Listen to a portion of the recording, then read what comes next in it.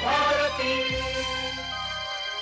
सखी सहेली। सभी सुनने वालों को और नेहा आपको भी राजश्री का नमस्कार, और आपको भी मेरा नमस्कार, और श्रोताओं को भी नमस्कार कहोगी ना? बिल्कुल, वो तो हमारे लिए बहुत महत्वपूर्ण है। तो श्रोताओं, आप सभी को हमारा नमस्कार। हम दोनों की तरफ से बहुत बहुत बहुत प्यार वाला नमस्कार है ना? बिल्कुल। और नेहा, आज हम क्या क्या अपने श्रोताओं के लिए लाए हैं? वैसे तो ये सब कुछ देख लेते हैं सोशल मीडिया पे, लेकिन हमारी भी जिम्मेदारी बनती है। बिल्कुल बनती है। तो आज हम बात करेंगे दिवस विशेष यानी कि विश्व मानक दिवस पर, और हमारे श्रोताओं को बताएंगे कि क्या है मानकीकरण। और उसके बाद फिल्म जो आपको भाई। बहुत तरह की फिल्में हम पसंद करते हैं, लेकिन जाने से पहले किन बातों का ख्याल रखा जाना चाहिए नेहा? सोचना जरूरी है ताकि हम पैसे और समय की भी बचत कर सकें। और इसी के साथ हम बात करेंगे बहु उत्पाद खाद्य विकिरण की, जिसमें हम बातचीत करेंगे कि किस तरह खाद्य पदार्थों को हम ज्यादा समय तक और सुरक्षित रख सकते हैं। और उसके बाद विषय रहेगा मासिक धर्म और स्वच्छता। सफाई कितनी ज्यादा जरूरी है, इस पर कुछ प्रकाश डालेंगे। और फिर होगी नाखूनों की देखभाल, वो भी जरूरी है। और वो भी स्वच्छता से जुड़ा हुआ है ना? बिल्कुल जुड़ा हुआ है। स्वच्छता और सौंदर्य दोनों का मिला जुला रूप है। तो हम बात कर रहे थे विश्व मानक दिवस की, या इसे अंतर्राष्ट्रीय मानक दिवस भी कहा जाता है। ये हर साल 14 अक्टूबर को विश्व स्तर पर मनाया जाता है। इस दिन का उद्देश्य उपभोक्ताओं, नियामकों और उद्योग के बीच वैश्विक अर्थव्यवस्था में मानकीकरण के महत्व के बारे में जागरूकता बढ़ाना है। बिल्कुल। 1956 में लंदन में 25 देशों के प्रतिनिधियों की पहली सभा को चिन्हित करने के लिए इस तारीख को चुना गया था, जिन्होंने मानकीकरण की सुविधा के लिए एक अंतर्राष्ट्रीय संगठन बनाने का फैसला किया था। ISO का गठन एक साल बाद 1947 में हुआ था। हालांकि पहला विश्व मानक दिवस 1970 में मनाया गया था। बात करें अगर ISI मार्क की, तो 1950 से भारत में औद्योगिक उत्पादों के लिए एक मानक अनुपालन चिन्ह है। ये चिन्ह प्रमाणित करता है कि कोई उत्पादक भारत के राष्ट्रीय मानक निकाय भारतीय मानक ब्यूरो यानी कि BIS द्वारा विकसित भारतीय मानक के अनुरूप है। ISI भारतीय मानक संस्थान का एक प्रारंभिक रूप है। भारत में बेचे जाने वाले कुछ उत्पादों के लिए ISI मार्क अनिवार्य है, जैसे बिजली के उपकरण जिसमें switch, electric motor, wiring cable, heater, रसोई के उपकरण आदि शामिल हैं, और अन्य उत्पाद जैसे Portland cement, LPG valve, LPG cylinder, automotive tyre आदि शामिल हैं। और ये दिन दुनिया भर में उन तकनीकी समुदायों के प्रयासों की सराहना करने के लिए मनाया जाता है जो अंतर्राष्ट्रीय स्तर पर स्वीकार्य मानकों को बनाने में योगदान करते हैं। और इसी तरह का एक एग मार्क है, जिसे इसे भी खाद्य पदार्थों की सुरक्षा से जोड़ा जाता है। एग मार्क जो है शुद्ध रूप से खाद्य पदार्थों से जुड़ा हुआ प्रमाण चिन्ह है, जो खाद्य वस्तुओं की शुद्धता को सुनिश्चित करता है। विश्व व्यापार संगठन द्वारा तय किए गए मानकों को ध्यान में रखते हुए भारत सरकार के खाद्य मंत्रालय द्वारा ये चिन्ह दिया जाता है। इस मार्क के मिल जाने से विक्रेता को अपने उत्पाद की शुद्धता को प्रमाणित करने के लिए मेहनत नहीं करनी पड़ती। क्रेता इस मार्क को देखकर ही उत्पाद की गुणवत्ता और शुद्धता पर विश्वास कर सकता है। और भारत में मानकीकरण गतिविधियों के सामंजस्यपूर्ण विकास के उद्देश्य से साल 1947 में भारतीय मानक संस्थान की स्थापना हुई। साल 1986 में भारतीय मानक संस्थान का नाम बदलकर भारतीय मानक ब्यूरो कर दिया गया, और ये उपभोक्ता मामले, खाद्य और सार्वजनिक वितरण मंत्रालय के अंतर्गत काम करता है। और राजश्री जी, इसी के साथ हमारे श्रोता भी कुछ कह रहे हैं, तो उसे भी हम शामिल कर लें। बिल्कुल। हमारे एक श्रोता लिख रहे हैं कि विश्व मानक दिवस मानक वस्तुओं की गुणवत्ता को प्रदर्शित करने हेतु एक वैश्विक व्यवस्था है। उस व्यवस्था के तहत आज के दिन इस दिवस का आयोजन किया जाता है। उत्पादों की गुणवत्ता इन मानकों से ही स्थापित होती है, जिससे उपभोक्ताओं के हित सुरक्षित रहते हैं। भारतीय मानक ब्यूरो द्वारा ये मानक निर्धारित होते हैं। ISI मार्क वाले उत्पाद भारत में उत्पादों की गुणवत्ता के प्रतीक हैं। ऐसे ही वैश्विक स्तर पर मानक निर्धारित किए जाते हैं। ऐसे ही मानकों के संरक्षण और संवर्धन हेतु आज का ये वैश्विक दिवस है। और एक श्रोता ने लिखा है कि भाई हर साल 14 अक्टूबर को मनाया जाता है ये दिन, जिसका उद्देश्य है मानकों के महत्व को उजागर करना।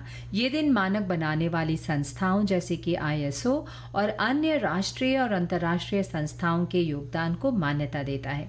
मानक न केवल उत्पादों और सेवाओं की गुणवत्ता और सुरक्षा सुनिश्चित करते हैं, बल्कि वैश्विक व्यापार को भी सरल बनाते हैं। इस दिन विभिन्न कार्यक्रम और जागरूकता अभियान आयोजित किए जाते हैं ताकि लोगों को मानकों के लाभों के बारे में जानकारी मिल सके।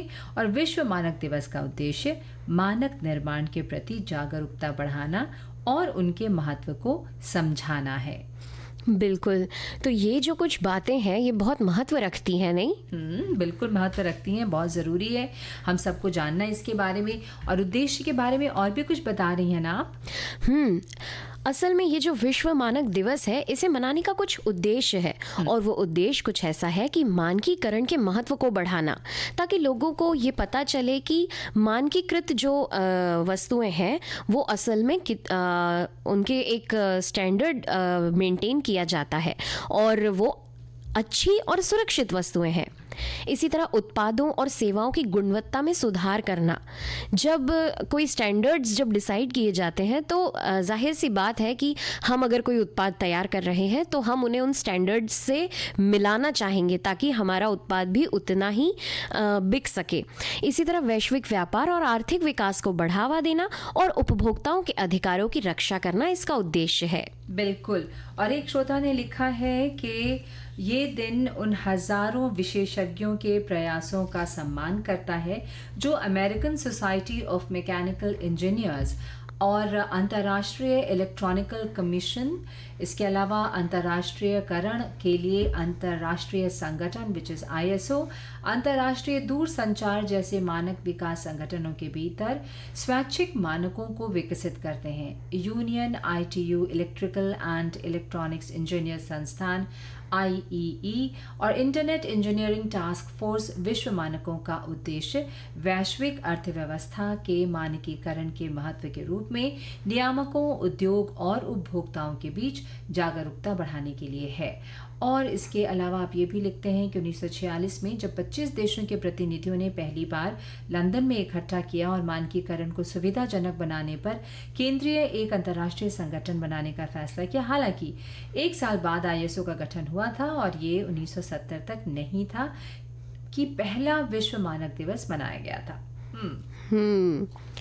तो काफी सारी जानकारी हमें लगता है विश्व मानक दिवस के बारे में हो चुकी है। यहाँ हमारे एक श्रोता लिखती हैं कि भाई सखा भी सुन सकते हैं इस प्रोग्राम को, तो इसका नाम सखा सहेली होना चाहिए। सबकी अपनी अपनी सोच, अपने अपने विचार, उन्होंने भी अपना मत दिया। और हम तो कभी नहीं कहते कि आप सखा नहीं सुन सकते, लेकिन कहने का मतलब कि यहाँ दो सखियां बैठ के बात कर रही हैं, सुनने को तो कोई भी सुन सकता है। और जब हम नमस्कार करते हैं तो हम सखियों और सखाओं दोनों को नमस्कार करते ही हैं। बिल्कुल, नाम से क्या फर्क पड़ता है। हमारा जो विषय था विश्व मानक दिवस, इस पर एक और हमें संदेश प्राप्त हुआ है। विश्व मानक दिवस हर साल 14 अक्टूबर को मनाया जाता है, जिसका उद्देश्य मानकों के महत्व को उजागर करना है। ये दिन मानक बनाने वाली संस्थाओं जैसे कि ISO और अन्य राष्ट्रीय और अंतर्राष्ट्रीय संस्थाओं के योगदान को मान्यता देता है। बहुत सुंदर। और अब हम अपना विषय बदल कर दूसरे विषय पर आते हैं, है ना। और हमारे एक श्रोता ने बहुत ही अजीब सी बात लिखकर भेजी है कि भाई पिछले 4 साल में हमें तो यही सबसे सरल विषय लग रहा है, बाकी सारे कठिन विषय होते हैं हमेशा। बहुत कठिन विषय होने के कारण हम तो किसी विषय पर लिख नहीं पाते हैं। तो फिर आज सरल विषय पर कुछ लिखा है इन्होंने? क्योंकि हमने जो फिल्म की बात की है ना, तो शायद यहाँ मुझे लगता है कि हमें अपना विषय बताने में, टॉपिक बताने में कहीं कोई कमी रह गई या गलती रह गई। क्योंकि देखो ना, सबने फिल्मों की बात लिखी है। जी, यहाँ पर हम ये कहना चाह रहे हैं कि जब हम फिल्में देखने जाते हैं तो हम किस तरह फिल्मों का चुनाव करें, कौन सी फिल्में जो हमें भाती है, हमारे मन को भाती है, और इन सब बिंदुओं पर किस तरह विचार करके हम जाएं, उन बिंदुओं को आज हम बात करेंगे। तो भाई सबसे पहले तो ये है कि फिल्म की समीक्षा और रेटिंग देखें ताकि आपको पता चले कि फिल्म कैसी है ना। ये जानना बहुत जरूरी है, क्योंकि कभी कभी हम बिना कुछ देखे चले जाते हैं, बाद में में पता चलता है कि ये मूवी हमारे इंटरेस्ट की थी ही नहीं। तो इससे अच्छा है कि हम पहले ही इन चीज़ों का ध्यान रखें। वैसे एक बात और है ना नेहा, इस बात पे अगर सोचो तो कि हो सकता है जो फिल्म मुझे अच्छी लगती है वो आपको ना अच्छी लगे, और आपको जो अच्छी लगती है मुझे उतनी पसंद नहीं आए, क्योंकि बहुत लोगों को फिक्शन पसंद आता है, बहुत लोगों को पैरेलल सिनेमा पसंद आता है जी। अलग अलग विषय पे। लेकिन फिर भी किसी भी तरह की फिल्म हो उसकी रेटिंग जो है वो देख कर जाना ज़रूरी है। बिल्कुल। इसी तरह फिल्म का विषय, बिल्कुल जो बात अभी आपने कही वही है ये कि विषय और शैली। अब हमारी रुचि किस में है ये भी हमें जान लेना ज़रूरी है। अगर हमें हॉरर नहीं पसंद है और हम देखने चले जाते हैं तो जाहिर सी बात है हमें उसमें मज़ा नहीं आएगा और ना ही हम उसे एंजॉय करेंगे, बल्कि हो सकता है कुछ लोगों को फिल्म में नींद आने लगती है। तो ऐसा कुछ हो उससे पहले हम देख लें कि फिल्म का विषय हमारे रुचि का है या नहीं। बिल्कुल। और भाई फिल्म में कौन से कलाकार हैं, अगर आपके पसंदीदा कलाकार हैं तो बनता है कि आपको जाना है, और उनका अभिनय कैसा है ये सारा कुछ रेटिंग्स में भी आपको पता चल जाता है। इसी तरह फिल्म के निर्देशक कौन है, उनका अनुभव क्या है, वो भी जान लेना बहुत ज़रूरी है। क्योंकि कभी कभी ऐसा भी होता है कि फिल्म देखने चले गए लेकिन हमें निर्देशन पसंद नहीं आ रहा, तो ज़रूरी है कि हम जान लें कौन निर्देशक है। हाँ, कई बार जैसे देखो बासु भट्टाचार्य, उनकी फिल्में लोग ज़रूर देखते थे, ज़रूर पसंद करते थे, तो इन बातों का भी ख्याल रखना ज़रूरी है। फिल्म की लंबाई भी बहुत मायने रखती है, क्योंकि अगर हम फिल्म देखने चले जाएं और फिल्म बहुत लंबी है और हमारे पास अगर उतना समय नहीं है तो फिर हम उठ के तो बीच से आ नहीं सकते। इसलिए ये भी जान लेना ज़रूरी है कि फिल्म की लंबाई कितनी है, फिल्म बड़ी है, छोटी है, हमारे पास उतना समय है, ये देखना ज़रूरी है। एक फिल्म आई थी मौसम मतलब वो नई वाली जिसमें शाहिद कपूर पंकज कपूर जी ने बनाई थी। तो ये फिल्म ना बहुत लंबी फिल्म थी, मतलब मुझे लगता था कि 2-3 बार उसका जिसे कहते हैं कि इंटरवल होना जरूरी। हाँ।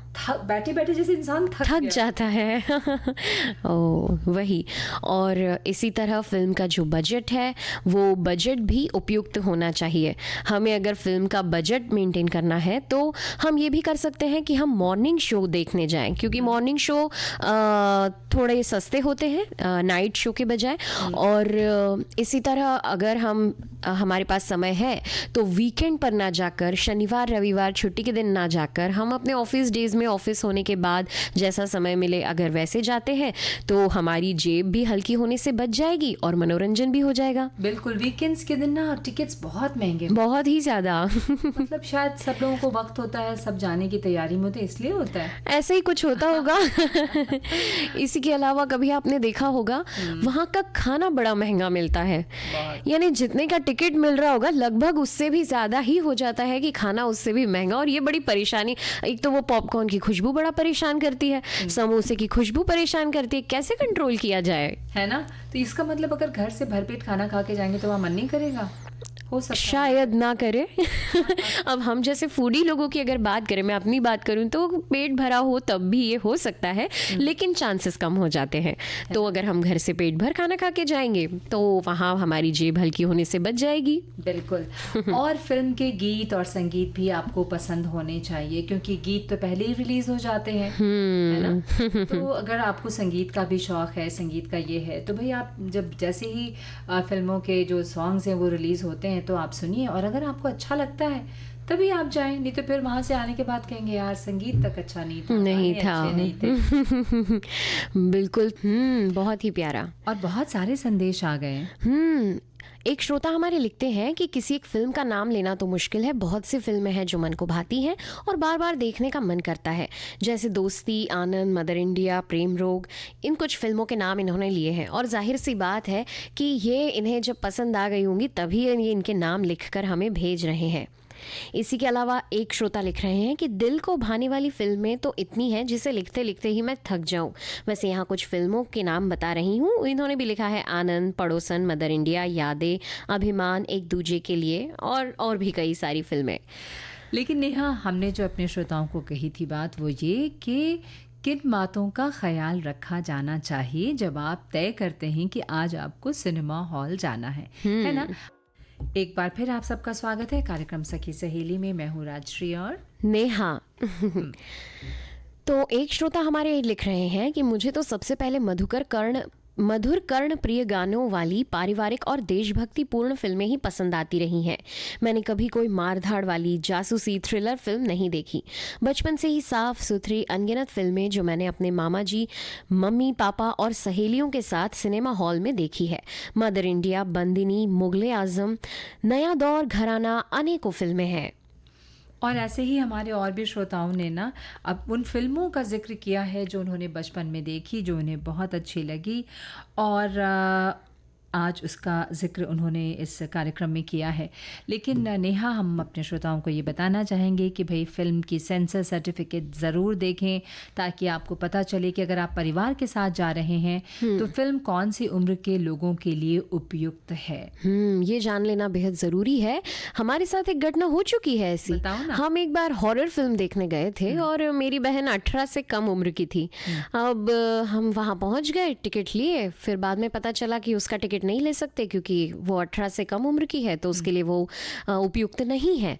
फिर थिएटर जाने के बाद वो जो एक छोटा सा, हाँ, उसका चेहरा उतर गया और वो लेकर घर जाना पड़े, ऐसी कोई घटना आपके साथ ना हो, इसलिए ये जानना बेहद ज़रूरी है। और पहले की फिल्मों में इतना ज़्यादा मुझे लगता है सजग होने की ज़रूरत भी नहीं होती थी। पारिवारिक फिल्में बनती थी, साफ सुथरी फिल्में बनती थी, तो ये ए सर्टिफिकेट और सी सर्टिफिकेट का चक्कर नहीं होता था। लेकिन समय बदल गया है जी। तो भाई आप थिएटर की सुविधाएं भी देखें, जैसे कि सीट, ध्वनि प्रणाली यानी जो म्यूज़िक या साउंड है, और विजुअल क्वालिटी अच्छी होनी चाहिए, क्योंकि आप 3 घंटे का वक्त उस हॉल में गुजारने जा रहे हैं।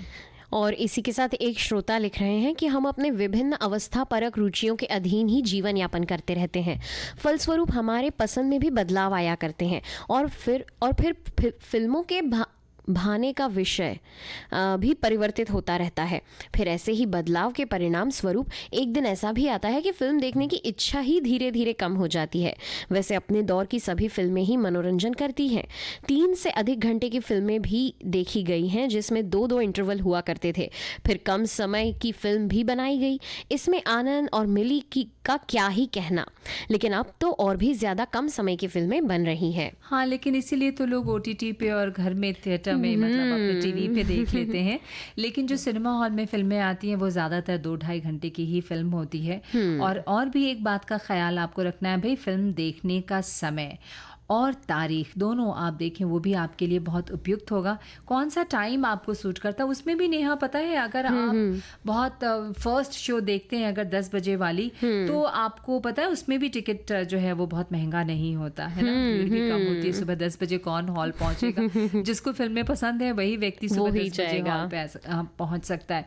ट्रेलर भी बहुत दिखाते रहते हैं, इवन टेलीविजन पे भी ट्रेलर्स दिखते रहते हैं, तो वहाँ भी आप सिलेक्ट कर सकते हैं कि हाँ आपको ये फिल्म देखनी है या नहीं देखनी है। और सबसे ज़्यादा इम्पॉर्टेंट, जैसे कि आप कहीं घूमने जाते हैं और जब आप अपना होटल बुक कर रहे होते हैं तो आप ज़रूर रिव्यूज़ देखते हैं कि क्या रिव्यूज़ हैं इस होटल के बारे में। उसी तरह से पब्लिक रिएक्शन जान लेना भी बहुत ज़रूरी है, क्योंकि जब कोई व्यक्ति है वो खुद जब उस सिनेमा को देख कर आ रहा है तो वो बहुत अच्छे से बता सकता है कि असल में वो सिनेमा कैसा है। इसके बावजूद अपने अपने जो विषय रुचि के होते हैं वो अलग हो सकते हैं, लेकिन एक राय ले लेना बेहद ज़रूरी है कि वो फिल्म किस तरह की है।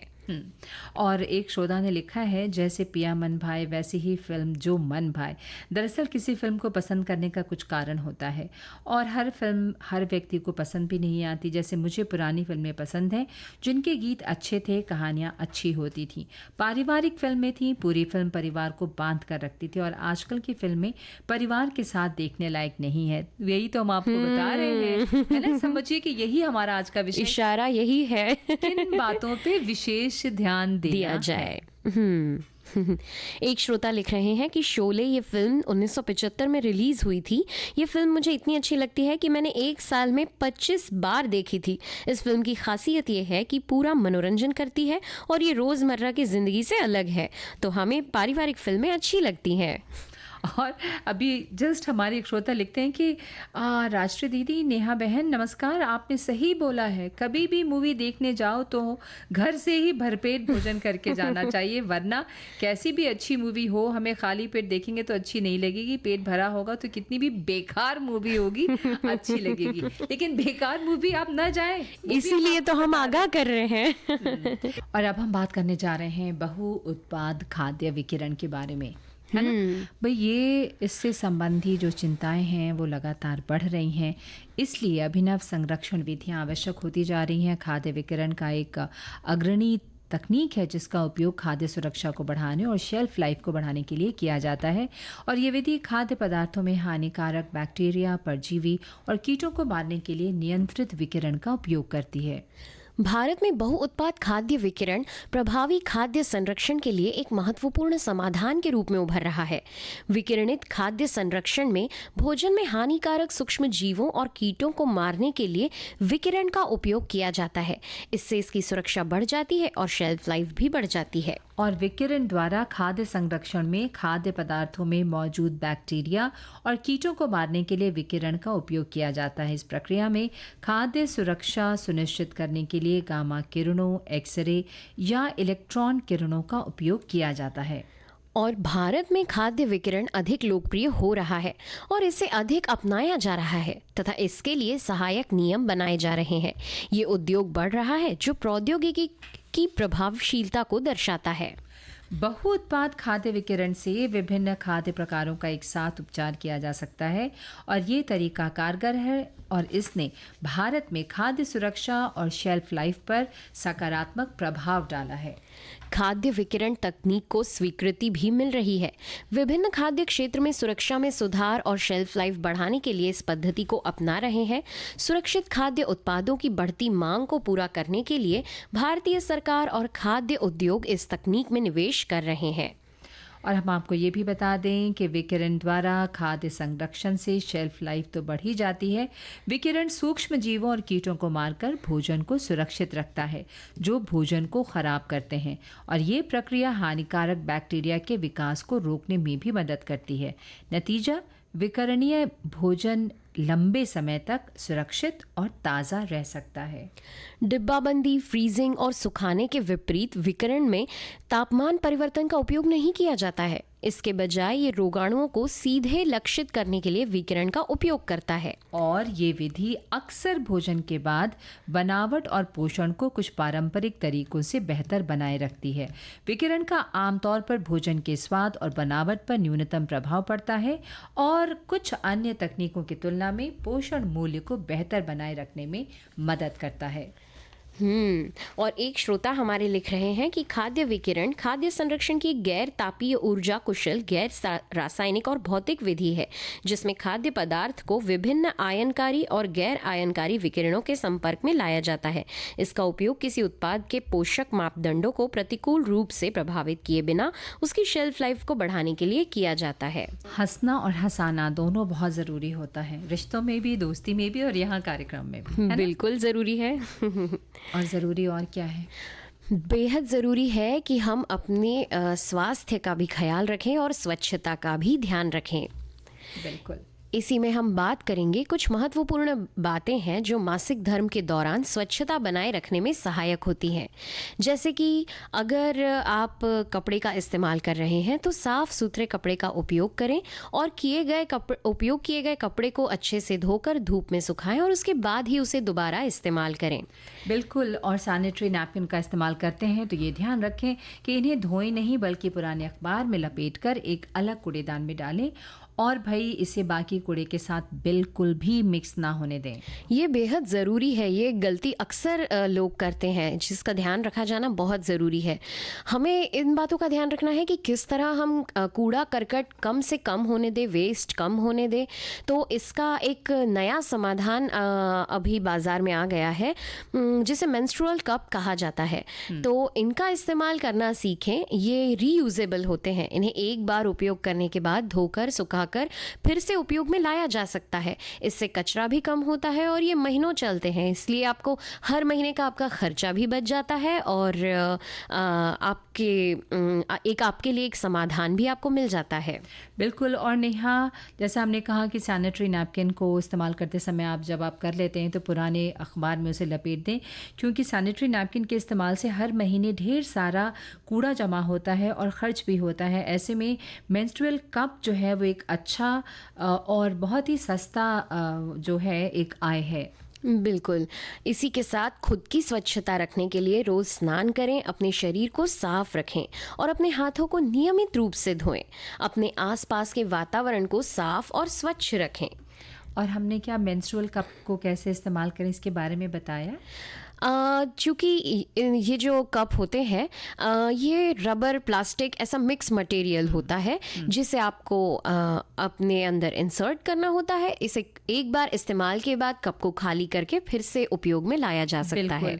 और आप इसे धोकर सुखाकर रख सकते हैं जिससे कि कचरा जो है वो भी कम होगा। जी, हमारे एक श्रोता लिखते हैं कि हर महीने दुनिया भर में 1.8 बिलियन लोग मासिक धर्म से गुजरते हैं। इनमें से लाखों लड़कियां, महिलाएं, ट्रांसजेंडर पुरुष और नॉन बाइनरी व्यक्ति अपने मासिक धर्म चक्र को सम्मानजनक और स्वस्थ तरीके से प्रबंधित करने में असमर्थ हैं।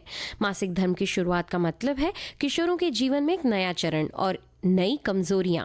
फिर भी कई किशोर लड़कियों को मासिक धर्म के दौरान कलंक, उत्पीड़न और सामाजिक बहिष्कार का सामना करना पड़ता है।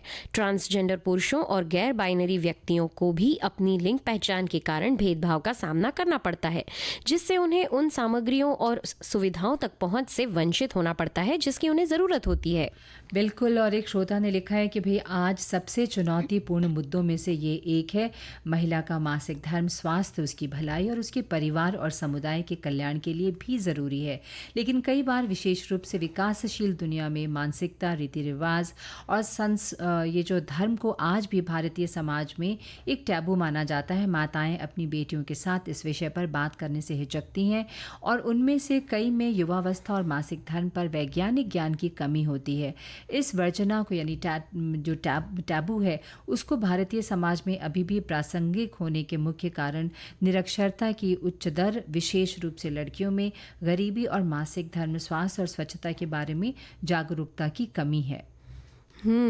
तो जब हम स्वच्छता की बात कर रहे हैं तो स्वच्छता के साथ साथ सौंदर्य की बात भी कर ली जाए। बिल्कुल कर लेंगे, लेकिन अभी हमारे पास वक्त है नेहा, तो हम और भी अपने श्रोताओं को बता दें जो आपने हमें बहुत सारे जो संदेश भेजे हैं मासिक धर्मों को लेकर, उसके बारे में हम आपको ये भी बता दें कि ये एक सामान्य शारीरिक चक्र है, लेकिन आज भी संकोच, पूर्वाग्रह और भेदभाव से घिरी हुई है ये बात। नतीजतन लोगों को माहवारी और संबंधित उत्पादों के बारे में सही जानकारी भी नहीं है। शौचालय का उपयोग करने और आवश्यकता पड़ने पर मदद मांगने में बाधाओं का सामना करना पड़ता है। इसलिए इस टैबू से बाहर निकलें। और एक श्रोता लिखते हैं कि भारत में 350 मिलियन से अधिक महिलाएं और बालिकाएं रहती हैं जो हर माह मासिक धर्म के नैसर्गिक चक्र से गुजरती हैं। उनमें से कई के लिए तो मासिक धर्म आज भी एक टैबू या वर्जित विषय है जो कि संकोच एवं भेदभाव का स्रोत बना हुआ है। तो बस हम आज इसीलिए हमने ये विषय रखा और आप तक ये बात पहुंचाने के लिए कि इसमें साफ सफाई रखनी बहुत ज़रूरी है और भी कुछ विशेष जो ज़रूरी बातें हैं हमने आप तक पहुंचाई हैं। लेकिन जैसा आपने कहा कि स्वच्छता के साथ सुंदरता, सफाई सब जुड़े हुए हैं एक दूसरे से। तो आज हम बात करेंगे नाखूनों की देखभाल पर। क्या कहती हैं आप? बिल्कुल, नाखूनों के देखभाल के बारे में हमारे कई सारे श्रोताओं ने जल्दी जल्दी लिख के भेज दिया है। नाखूनों की देखभाल करना हमारे स्वास्थ्य और सौंदर्य के लिए महत्वपूर्ण है। कुछ तरीके हैं जिनसे हम नाखूनों की देखभाल कर सकते हैं, जैसे कि नाखूनों को नियमित रूप से काटें और उन्हें काटने के बाद एक जैसा फाइल करें ताकि वो नाखून किसी कपड़े में फंसकर या किसी को लगे नहीं, या चादर में नहीं अटके या आपके कपड़ों में नहीं अटके। और नाखूनों को नम रखने और उन्हें तेल या मॉइस्चराइज़र से मॉइस्चराइज ज़रूर करें। नाखूनों को सूखा बिल्कुल ना होने दें। नाखूनों को मजबूत बनाने के लिए विटामिन ई या बायोटीन लें। विटामिन ई या बायोटीन गाजर, बादाम, काजू, अखरोट, पिस्ता, हरी सब्जियां, अलसी के बीज, सूर्यमुखी के बीज, अंडा, मांस, मछली, दूध, दही आदि में मिल जाता है। और नाखूनों पर अधिक जोर न डालें और उन्हें टूटने से बचाएं। टूटे हुए नाखून दिखने में भी बुरे लगते हैं और उससे किसी को नुकसान भी पहुंच सकता है। और बहुत लोगों को बड़े नाखूनों का शौक होता है, तो अगर आप अपने नाखूनों को जल्दी बढ़ाना चाहते हैं तो नारियल तेल और नींबू के रस को मिलाकर नाखूनों पर लगाइए। इसके अलावा आप बादाम के तेल की भी मालिश नाखूनों पर कर सकते हैं, या फिर विटामिन ई वाला तेल हो तो उसे भी नाखूनों पर मल सकते हैं। और नाखूनों पर एलोवेरा जेल की मालिश करने से नाखून चमकदार रहते हैं और नरम रहते हैं। दही और शहद को मिलाकर नाखूनों पर लगाने से नाखूनों में नरमी और नमी दोनों बनी रहती है। इसमें एक बात का ध्यान रखना ज़रूरी है कि नाखूनों पर पूरे समय नेल पॉलिश ना लगा कर रखें, इससे नाखूनों को नुकसान हो सकता है। स्वस्थ आहार लें जिसमें विटामिन और मिनरल्स होते हैं। इसके अलावा जब भी आप नेल पॉलिश लगाएं तो पहले बेस कोट लगाएं, उसके बाद नाखूनों को पेंट करें। इसके अलावा आप घर में ही अलग अलग नेल पॉलिश की मदद से नेल आर्ट भी कर सकते हैं। बिल्कुल। और पुदीना के तेल से भी कुछ फ़ायदा होता है ना। पुदीना के तेल को भी अगर आप नाखूनों पर लगाएं तो बहुत अच्छा होगा। इसके अलावा गर्म पानी में नाखूनों को भाप दें और फिर तेल लगाएं, इससे ज़्यादा बेहतर परिणाम मिलेंगे। और गाजर के रस को भी नाखूनों पर लगाया जा सकता है। और कोशिश करें कि अच्छी क्वालिटी की नेल पेंट का इस्तेमाल आप करें ताकि नाखून खराब ना हो। और कई बार आदत होती है ना राजश्री जी, नाखूनों को खुरचने की, उस आदत से हमें बचना चाहिए। इसके अलावा नाखूनों को दांत से काटने की, स्कूल में ऐसा होता था ना अक्सर, अगर अब नाखून चेक होने वाले हैं तो हम दांत से ही नाखून काट लेते थे ताकि डांट से बच जाए। तो वो ना करें, वो बचपन में ठीक है लेकिन ऐसा ना करें, इससे नाखून खराब हो सकते हैं। बिल्कुल। और आपके नाखून का रंग आपके स्वास्थ्य को इंगित करता है। यदि आपके नाखून जड़ से गुलाबी और ऊपर की ओर अर्धचंद्राकार में सफ़ेद रंग के हैं तो ठीक है, लेकिन यदि नाखूनों की रंगत में या बनावट में कोई बदलाव आ रहा है तो ये किसी बीमारी का लक्षण भी हो सकता है, तो आप सचेत हो जाएं। और इसी तरह हमारे कुछ श्रोता भी हैं जो लिख रहे हैं, आपके नाखूनों के नीचे बैक्टीरिया पनपने से रुक जाते हैं।